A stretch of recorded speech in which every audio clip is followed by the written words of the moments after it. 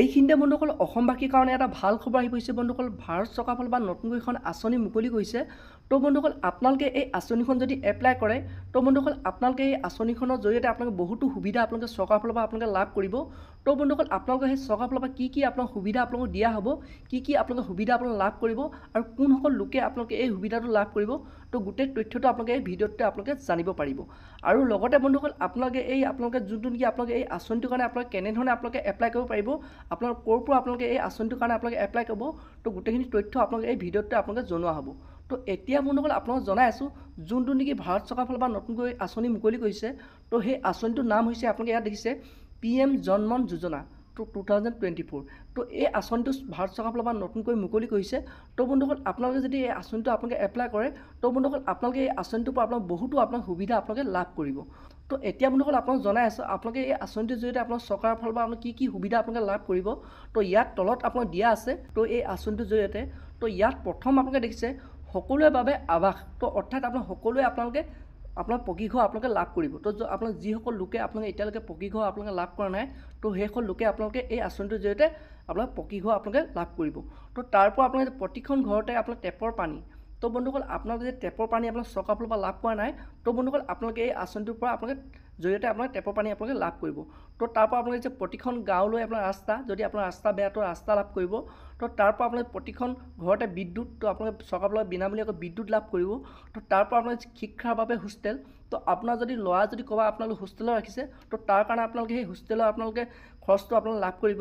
তো তাৰ পৰা আপোনালোকে দেখিছে দক্ষতা বিকাশ, তো তাৰ পৰা আপোনালোকে দেখিছে দূৰৱৰ্তী অঞ্চলৰ মোবাইল মেডিকেল ইউনিট, তো এইটো লাভ কৰিব।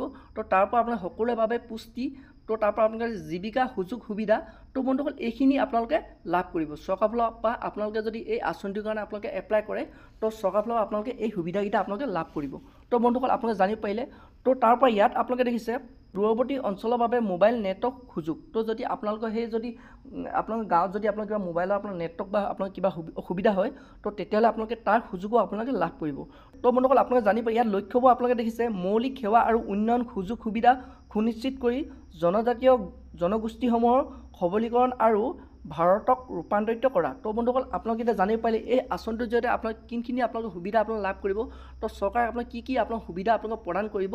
তো বন্ধুসকল আৰু এতিয়া বন্ধুসকল আপোনালোকে জনাই আছোঁ যদি আপোনালোকে এই আঁচনিটোৰ কাৰণে আপোনালোকে এপ্লাই কৰিম বুলি আপোনালোকে ভাবিছে তো তেতিয়াহ'লে বন্ধুসকল আপোনালোকে দুদিনমান ৱেইট কৰিব লাগিব, কাৰণ ইয়াৰ যোনটো নেকি এডভাৰটাইজমেণ্ট, তো ইয়াৰ আপোনালোকে এডভাৰটাইজমেণ্টটো বৰ্তমান মুকলি কৰিছে যে আপোনালোকে এই সুবিধাটোৰ পৰা কি আপোনালোকে সুবিধা লাভ কৰিব এই আঁচনিৰ পৰা।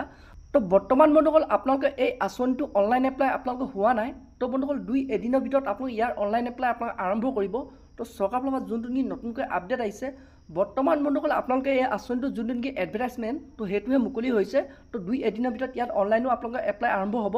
তো এতিয়া বন্ধুসকল আপোনালোকক জনাই আছোঁ আপোনালোকে অনলাইন আপোনালোকে যদি প্ৰক্ৰিয়া আৰম্ভ কৰে তো তেতিয়াহ'লে বন্ধুসকল আপোনালোকে এই আঁচনিটোৰ কাৰণে CSC চেণ্টাৰৰ পৰা আপোনালোকে এপ্লাই কৰিব পাৰিব। তো চৰকাৰৰ ফালৰ পৰা যোনটো কি নতুনকৈ আপোনালোকে আপডেট দিছে যে আপোনালোকৰ ওচৰত থকা যিকোনো CSC চেণ্টাৰ, আপোনালোকে জানে সকলোৱে আপোনাৰ ওচৰতে আপোনালোকৰ সেই CSC চেণ্টাৰ থাকে। তো আপোনালোকৰ ওচৰত থকা যিকোনো আপোনাৰ CSC চেণ্টাৰৰ পৰা আপোনালোকে সেই অনলাইন প্ৰক্ৰিয়া আপোনালোকে আৰম্ভ কৰিব পাৰিব।